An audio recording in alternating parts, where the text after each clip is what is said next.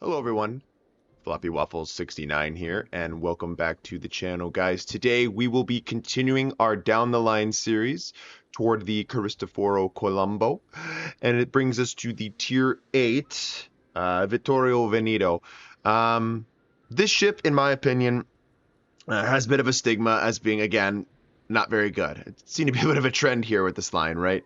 This ship in particular, I think people have really expressed their frustrations with on Reddit and the former forums before they were shut down, and maybe on Discord too. I'm not 100% sure, but I know that for a fact that people are very disappointed with this ship and what it does basically, right? Because in my opinion, this ship had very high expectations. You look at ships, for me, and being a Littoral class battleship, ships like the Roma, which I adore and love, but then the Roma against the community, the community really doesn't like the Roma because it's so inconsistent, and and the Littoral doesn't fall short from that either. Not the Littoral, the Veneto, sorry. It doesn't really fall short from that either. This ship can be incredibly frustrating, and I think it stems from its tier that it's placed at. And again, once again, we have the 381mm guns that are not very accurate. So basically, now that we've progressed from the tier 7 to the tier 8, where actually I quite enjoyed the tier 7, what is my verdict on the tier 8? For the vast majority of players, you've never played this ship line before, and this could be potentially your second or first battleship line. You've gotten to this ship, and are you expecting, everything kind of jive and gel together? No, that's not what this ship is. And I'm going to try to give this ship the best review that I possibly can. Because at first, when I first played this ship, I hated this ship too. I did not like this ship. I thought this ship was pretty bad. It couldn't hit a damn thing. And even when it did hit a damn thing, I wasn't doing much in regards of the damage department. I'm sure this is a frustration that a lot of players have when they play this particular boat, and hopefully the advice that I'm going to be giving you and sharing with you will help you translate to a better overall damage for production, I guess, so to speak. And basically, what have we gone over so far with this line? Well, first of all, this line trades a lot in the guns department in order to pick up the semi-armor piercing. Now, as you know, the semi-armor piercing, as it is portrayed by a lot of people as being the easiest ammo type to use next to high explosive, there still has to be some knowledge when using it and shooting it at enemy vessels. You have to know, first and foremost, the amount of penetration that your sap rounds do have. If you aren't familiar with how much millimeters of penetration they have, you will be finding yourself shattering a lot on enemy ships. Also, knowing certain thresholds and armor thresholds on the various vessels that you will be fighting will also translate to doing better in this ship. And also, dabbing the 2 key and not just sticking with the semi-armor piercing also isn't that bad of an idea, given the fact that you're looking for those penetrating hits. I'd much rather have AP overpens and penetrations than I would be having semi-armor piercing shatters, because at least I'm doing some amount of damage to the target. So knowing which ships have certain armor plating here and there and why is a good thing too. Now, I'm not telling you to go through every tire ship line and know and memorize every single ship in the game and understand what kind of citadel, armor plating, upper belt plating these ships have. For the vast majority of players, I'm sure that is completely over their head, and that'll never be done.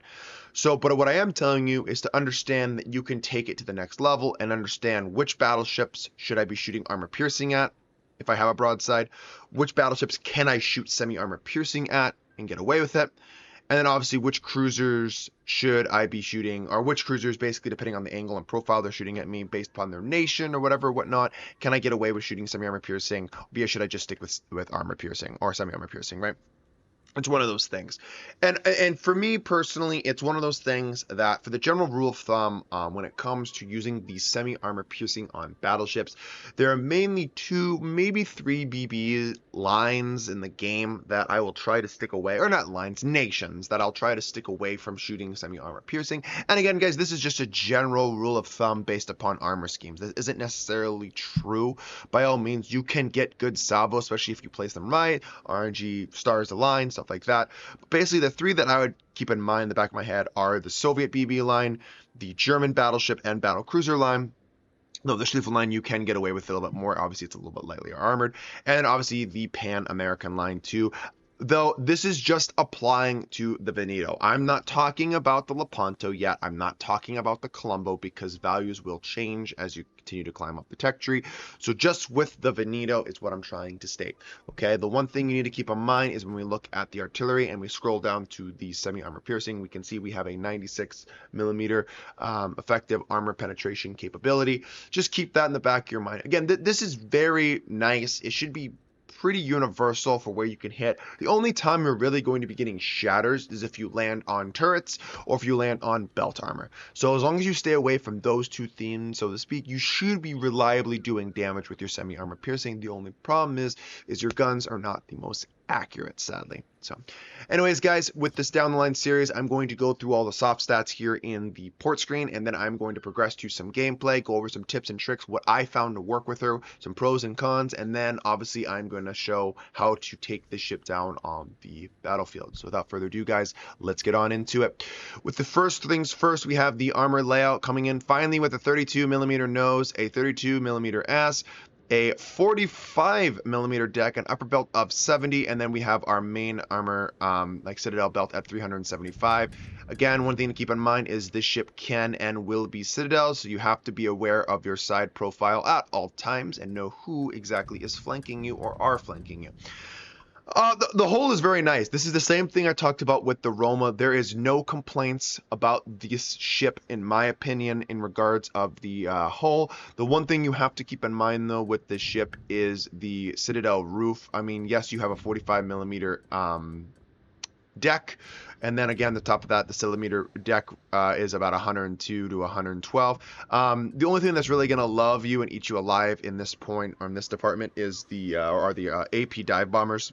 So just keep in mind, or be aware of which nation's aircraft carriers you're fighting against and what their armament is, because they definitely will love going after a ship like you, because that is more than enough armor to full pen and arm their AP bombs to go ahead and go right through into your Citadel. So be careful of that. Other than that, though, guys, from large caliber armor piercing, this is a fantastic hull. Angling is going to be your friend, and it's going to allow you to really mitigate a lot of the incoming damage, which is something super nice. If you checked out my Roma video I did about a month or so ago, I really went in depth about the armor layout. With that, same thing applies here. This is a sister ship of the Roma. Same armor basically, and very, very, very competitive in regards of going ahead and being HE, not immune, but it can shatter a lot of high explosives, especially with that 45 millimeter deck. And then it can go ahead and ricochet quite substantially amount of armor piercing as well that is slung its way. Moving into the survivability, 64,800 with a 38% torpedo belt damage reduction. Actually, not too terrible, guys. The hit points, it's not bad, actually. It's about middle to high. Torpedo belt reduction, though, is really nice at 38%. Again, we don't want to be eating torpedoes, but again, this is something to keep in mind. It will allow you to basically shrug off more or less the torpedo bombers coming from enemy aircraft carriers, stuff like that. That's really where I'm going to be stressing the torpedo belt damage. It can get you out of a sticky situation if you take a rogue like Kagero torpedo and whatnot, but basically the main premise with these torpedo belts is for the oh fuck moments I fucked up, or the constant aircraft carrier spam and torpedoes from submarines. That's where you're going to want to keep this number in the back of your mind. Also keep that in mind with the torpedo bulges. They are located here in the middle ship between the turrets, the first and the third turret. So you have a good chunk of your side is where the torpedo bulges are. Then again, you have to be aware, if you eat them in your nose, there is no torpedo reduction there, protection, so you're going to be eating those full damaging salvos unless you are saturated on the bow. Going into the artillery, the 381 millimeter guns, you have 3 times 3 of them. Now, again, the turret firing angles aren't terrible in this thing. It is going to be a bit of a pain to get that number 3 turret to bearing, especially when you're pushing in, and then when the pre-counted position, you will struggle to find your number, your first turret to get out to bearing. Again, this is nothing you can't play around. Just understand that you don't have the best turret firing angles in the game. It's a balancing feature, I'm assuming. Just keep that in the back of your mind when you are playing this thing. 34-second reload time is a bit of a yikes, excuse me. It is something that you're going to have to work your way around. Personally, I think this is long overdue for a buff. I don't think this thing really needs 34-second reload. I think we can go ahead and shave a couple of seconds off this wargame and get down to 32 seconds, and I don't think anyone's going to be screaming, oh my god, this ship is broken now. 34 seems a little bit excessive, especially for how this ship is performing, in my opinion. In my opinion, another big reason why I guess they opted for the 34-second reload on the Veneto is because you are picking up that 381 millimeter sap, though you had it at the tier before that, but now you have the triple barrel gunned variant, not the double barrel gun. So theoretically speaking, no real mathematical, formula written for this. At least in my opinion, the triple gunned barrel dispersion is just going to be better. So I'm guessing this is just something with a bit of a balancing tweak that Wargaming found in testing. Though, in my opinion, I still think they need to go ahead and buff this because it's long overdue. Again, we have that baked-in kind of expert loader to the ship. We have a 23.8-second expert loader baked in, 180-degree turn time of 30 seconds with, again, a maximum range of 18.1 kilometers. Now, again, keep that in mind with the main battery. We are pushing out to that 18 kilometers, and that means our Sigma value finally taking a jump up to 1.8, which is pretty standard for battleships. The horizontal dispersion is 242 meters at 18 and then 242 meters at 18. What does this translate to? Because a lot of us aren't mathematicians in our mind. Again, you're still going to getting that shotgunny dispersion at that longer ranges, and it's nothing uncommon just to land a single shell or if zero on target at these ranges. These ships are not very accurate, and again, not very accurate coupled with a long reload. What does that scream? That screams that if you manage to land your shells, it will translate to a lot of damage because of semi-armor piercing. Again, though, you're not going to be hitting your target that often, so it really kind of balances each other out. It's kind of frustrating. It is incredibly frustrating, this package that this ship is. Again, going into the armor piercing, you do have 12,000 as your maximum shell damage, again with 850 meters a second shell velocity.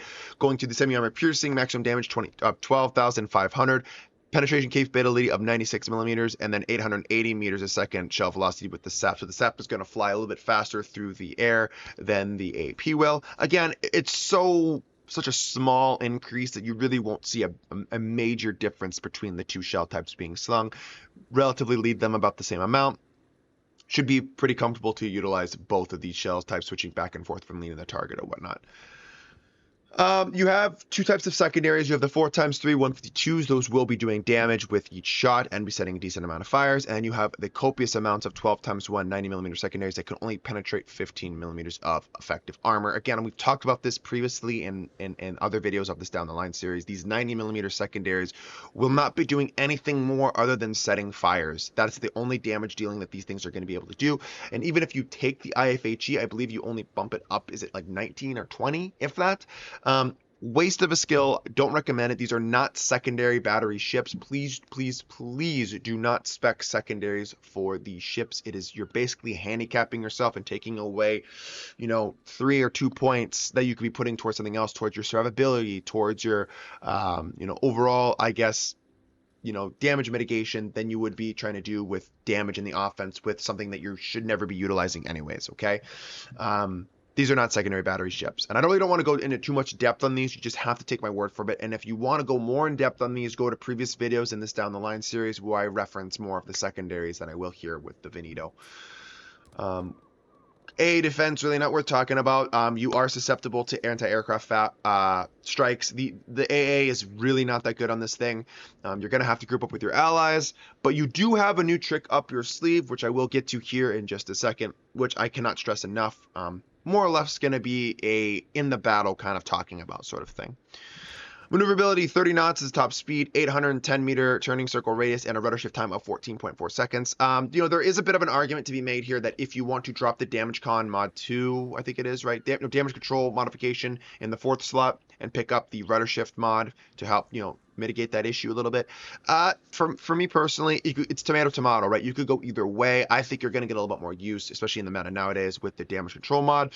But if you're finding yourself struggling, turning left, right, center, getting back, angling in, I understand going with the rudder shift mod, but then again, if you take that, just make sure that your positioning is a little bit more on point. There's less room for slip up in regards of your positioning around the map. And then last but not least, we are going into the concealment. I believe, and I just want to double check on this number just so I'm right. Yeah, base detection is 15.76 kilometers. You take the concealment module in the 5th slot, it brings it down to 14.2, and you slot your actual commander on the ship, and you get her down to 12.8, which is outstanding. That is something you if you want to make use of. Now, this is not Roma levels, down to 11 point whatever the Roma is at. But 12.8 is definitely workable and definitely nice to have on a battleship. And that's why I recommend taking it. If you don't take it, you're at that 14.2 kilometers, which is pretty standard for a tier 10, like a heavy BB, like Yamato and Montana. For me, though, the Veneto is going to need a little bit something extra on its ship to help close the distance a little bit so it can really get into its bread and butter range so its guns can be the most effective it possibly can be, right? Which would be around, in my opinion, anywhere between the 11 kilometers to 14 kilometers, I think is where the ship wants to play. Again, it all depends on the matchmaker, the map, the enemy deployment on the flank, but I think that's somewhere that the ship really wants to play, okay? That is basically the port analysis of the Veneto. Let's go ahead and check on the upgrades of this ship. So with the upgrades on this ship, we are taking main armaments mod 1 in the 1st slot. 2nd slot, we are taking damage control systems modification 1. 3rd slot, of course, no brainer, aiming systems modification 1. 4th slot, taking damage control systems modification 2. And in the 5th slot, we are taking concealment modification 1. Now, as for the consumables, we have damage control party, we have repair party, we have a choice between a spotting aircraft and a fighter, and we pick up the brand new consumable for the battleship line, which is the exhaust smoke generator. This is going to be able to conceal the vessel while at its top speed, so you really could stay within your smoke screen the entire time. It's going to be active for 45 seconds, has a cooldown time of 180 seconds, and then has a number of consumables you have. It comes with a base of 3, so with Superintendent, you're going to be able to get 4. I have seen this consumable used so many times in the wrong way possible. This is not an offensive tool. Can it be used as an offensive tool? I mean, I guess sure, if that's what you really want to use it for. But it's, in my opinion, this does not scream offense.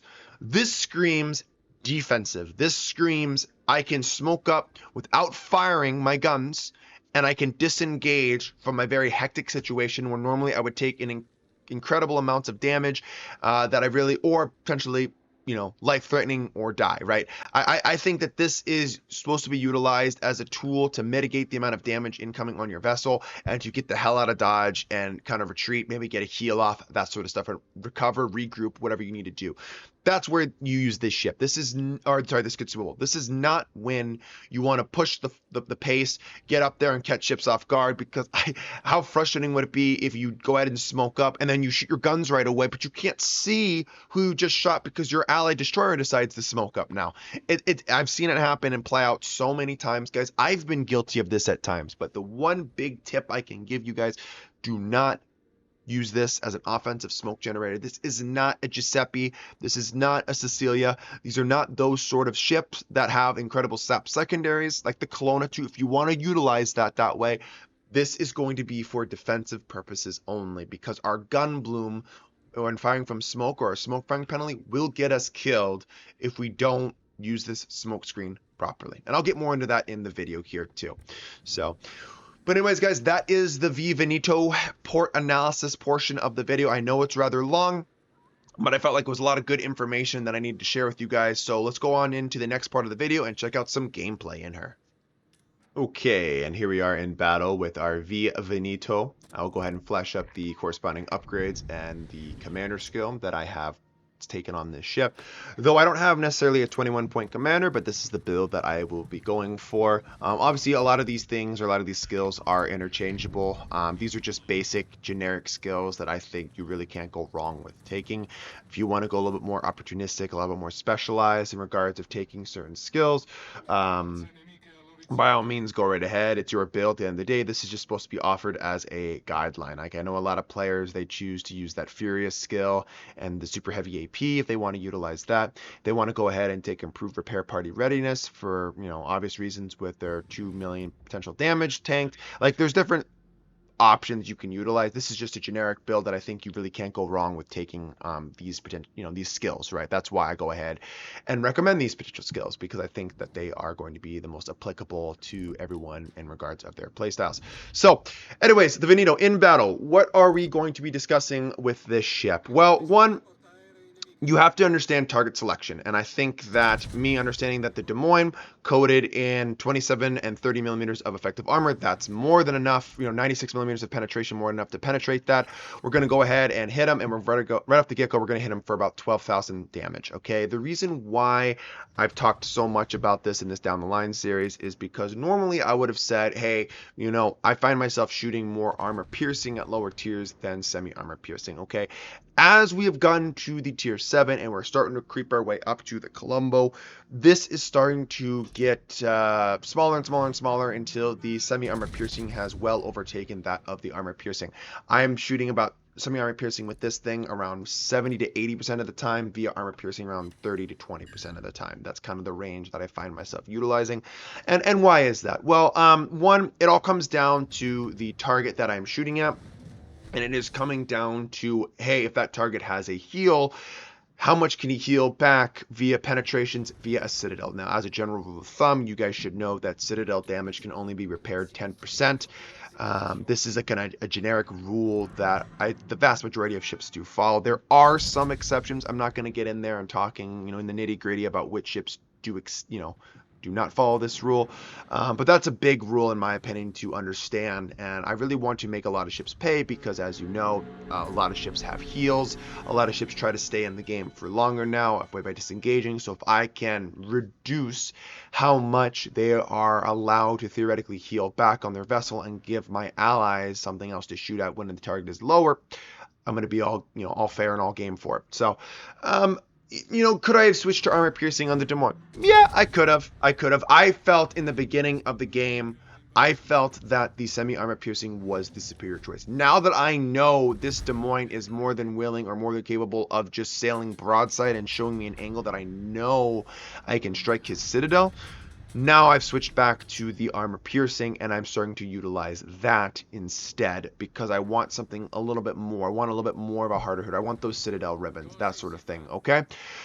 So, anyways, now that we have gotten into the battle, we are in the thick of it. We have a Kelowna doing exactly what I said in my Kelowna video, probably not to do. Again, he wants to listen to other people and take their 1 or 2 games that they have and try to sell the ship as, hey, this is what you got to do, as this is how the way to play the ship. I'm going to make him pay for that, okay? And how we're going to make him pay for that is by thinking that I have loaded the semi-armor piercing, and that I haven't had I don't have a brain, and that I haven't loaded the armor piercing. Lo and behold, I have the armor piercing, and we're going to take him down for about, 14,000 damage, and I think I caught him off guard here. Again, switching topics to the Kelowna, as you remember from that video, that ship really can't take a beating. So if I can min-max the amount of damage I'm doing to his ship, too bad it wasn't a Citadel, I'm going to take full advantage of that, right? I know his armor scheme. I could probably get away with 96 millimeter sap, but again, I'm trying to go for more of those hard-hitting, damaging salvos. That's why I switched to the armor piercing, okay? Understanding the shot selection, that is kind of the theme or the topic of this line, knowing when to shoot armor piercing and knowing when to stick with the semi-armor piercing. Now, as you see, I would normally not play this aggressive in my Veneto. This is because I don't see an enemy destroyer on this flank. I have only really had to deal with a Des Moines and a Kelowna. So I'm basically allowed to push the pace, essentially, is what I'm trying to say. You have to make the right read on your battleships, because as much as we want to sit there and snipe and we think we're being effective by doing that, and even if we're doing damage, there's one thing that you have to do for your team, and that is tank for your team. You are a battleship. You have the armor, you have the heals, you have the HP pool. I don't know why BB players in general don't want to tank for their team. I really don't. They're a class that is almost afraid to take damage, and I understand about overextending and getting focus fire. It is a thing. It does happen. So again, finding that fine line between being too aggressive and being supportive, I think is a good kind of thing to learn in this game. You know, with this ship in particular, I do find with my Italian BBs, I can be aggressive and push and tank initially. But then when I think or deem it to get too hot, and I know that, hey, if I keep pushing, I'm going to trade a considerable amount of HP in the beginning of the battle. I need to retain some of that HP for the remainder of the battle, and my heals just coming off cooldown here, that's when you're going to go ahead and utilize your fuel exhaust smoke. You're going to whip it around, you're going to pop your heal, and you're going to allow your vessel to heal back. So when you've disengaged, then you can go ahead and re-engage once again, once that has cleared and you're back to healing your HP, whatever your HP total is up again. It's one of those things that I think a lot of players don't utilize the correct way and understand what they can do with this fuel exhaust smoke. So it is something that I hopefully, after you're watching these videos, you understand how to make use of this fuel exhaust smoke, because I think it's one thing why a lot of higher tier Italian BBs players just don't do very well. And I'm talking about not the Christopher Colombo, I'm talking about the Lepanto and the Veneto. These are two ships that I think a lot of people just struggle with. So understanding that rule of thumb or that kind of tactic or mindset is a huge plus. Another thing too about this ship is the inconsistency of the main battery. I've talked about it in other Italian BBs in this game. Is the only thing consistent about these Italian BBs is the inconsistency of the main battery guns. And where I do believe that to be true, I also do believe that this ship can and will do more damage than you think. Okay? The guns on this thing are wonky. I will give you that. One salvo, you'll actually have pretty damn good dispersion.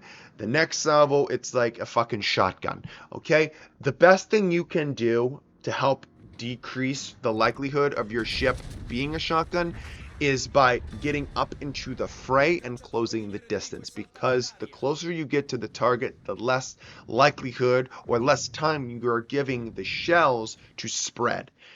That's my thought process behind the matter. So you want to kind of get up within that sweet spot of 11 to 14 kilometers, as I believe that's giving you a good healthy mix of not only a good range to mitigate a lot of damage by angling, but also to give your dispersion a helping hand. Okay, that's why I believe this ship should be played. Now, again, I'm not saying you can't exceed those ranges at 18, 19 kilometers. I mean, for God's sakes, you have a spotter plane. I think the spotter plane at this point is going to catch the lone destroyer off guard with its detectability, with its AA on, or allows you to peek over the island or check on smoke screens and blind fire smoke screens with more accuracy. That's where this ship's spotter plane is really going to come in handy. Now, as you know, the Italian BBs don't have a very their gun ranges aren't that long. They're relatively shorter gun ranges. So I think that the spotter plane can help alleviate these issues. Again, though, I wouldn't bank and rely on your artillery at those ranges that you're going to be exceeding anyways. Now, another thing that is very applicable to this ship that I, in the background footage here talking about, as you're going to see here, is patience. Patience is not only important in this game for multiple reasons, but especially for battleships, as you are more of a damage per minute class than you are a damage a second class, or more of an alpha strike. Waiting for the right or the most opportune target, selection to come to bear, giving you the biggest profile to score Citadel ribbons, and right there was a prime example of that. You know, we waited with our armor piercing until the Goliath made his turn. Once he has progressed in his turn where he cannot return and turn back in to mitigate the damage coming at him, we go ahead and open up, and I believe we score was it a double Citadel or a Citadel? I can't remember. And we hit him for a freaking considerable chunk. Which again is something that you really want to do. Knowing and having patience, because you have a 34-second reload, utilizing your concealment of 12.8 kilometers, that coupled with your 34-second reload to pinpoint all 9 guns on the target at a time is what you want to be doing in the ship. You're really going to find yourself getting not necessarily more damage, but you're going to be getting more effective damage in regards of helping and aiding your team. Now, I want to talk about 2 things. You just saw that I ate a Citadel from a Yamato at the range here. I think it was like 17 kilometers, 16 kilometers. I have found this with the Veneto style of ships here, because you don't have an icebreaker. You are susceptible to overmatching Citadels. Obviously, 460 millimeter guns can overmatch 32. You are susceptible at 16 kilometers and back. So when you're around those ranges, you have to be careful. I understand that, you know, he rolled the die and he got a double 6, essentially. He was able to go ahead and punish my nose there. Again, just understanding your enemies and knowing their strengths and weaknesses. So then what happens after I fired my guns, waited 20 seconds, I smoked up. I think that was a good time to smoke. I didn't want to take another 17,000 damage Citadel up my schnoz here. I want to get behind the island coverage, because now we hold the middle ground and the enemy physically has to push into us for them to stay relevant. Also, their Yamato is getting HE spammed by our allied Thunder, which is always going to play out in the Thunderer's, I guess, hand. So make sure that you're utilizing that mini map and reading it appropriately. Now, another thing you have to do with this is understanding when to push. Okay. When I know that the Yamato has a side profile as big as he does, I know he has an extended Citadel, I know I can push at certain locations or certain times because he is distracted. Obviously, he is stuck literally between a rock and a hard place. He is so focused on the Thunder that he didn't pay me much mind. But of course, we decide to keep the pressure on them and we push around. Now, I will be honest, this is a bit of a misplay. Now, why is this a misplay? Once you see the enemy ships that come up off detection, you'll see how I kind of fucked up here, because I put myself in a bad crossfire. And no disrespect to the Yamato player, and no disrespect, I believe this is a Des Moines coming up here, and or the Minnesota. Maybe they didn't account for my stupidity, maybe they didn't account for my aggression. I don't know what it was, but I think if their RNG was a little bit better, they had the right ammunition types ready, and if their guns were already trained on me, I would be sent back to port relatively easy right now, or relatively quickly. Fortunate enough, we have a Des Moines shooting HE. I don't know what the Minnesota or Kansas, I can't even see what ship that is doing. So we're able to get away with bloody murder here and make a push look aggressive. I guess another thing I should be talking about is luck with this ship. A little bit of luck doesn't hurt at all. And thank God we have some here with this. We have a little bit of luckiness going on here. But anyways, to be a little bit more serious, you know, again, showing in these sticky situations, the armor scheme, the shattering potential. If you have angle your armor right, you can mitigate a lot of your damage. And that's why I decided to keep this clip in there. 1, because it's the no bullshit channel, but 2, because I wanted to showcase this armor scheme. Yes, you can get Citadel, but I don't think a ship should be judged on its armor scheme if it can be punished. That doesn't make sense. You should be able to be punished in this game. There should be massive Citadels. There should be Citadels be able to be hit. But you also, at the same time, should be able to mitigate it with that armor and that belt armor if you angle your armor right. And that's how you should be able to mitigate your shells, right? Or is that a Kearsarge? Maybe it's a Kearsarge. I don't know. I know that's a carrier. Sorry.